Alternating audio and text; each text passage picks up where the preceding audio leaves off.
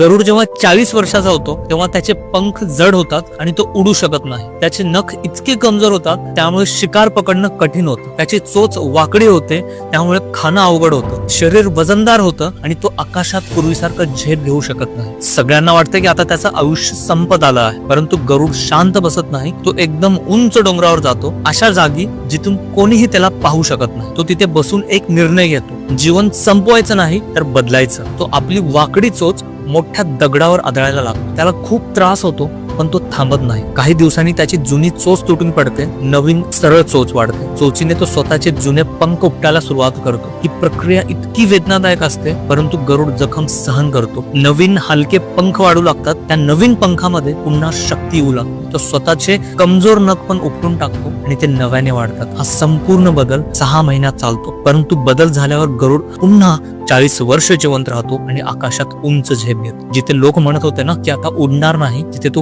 पुन्हा उडू लागतो. या कथेचा अर्थ खूप खोल आहे मित्रांनो. कधी कधी स्वतःला नव्याने घडवण्यासाठी जुनी सवय, जुनी कमजोरी, जुनी भीती तोडावी लागते. प्रगतीला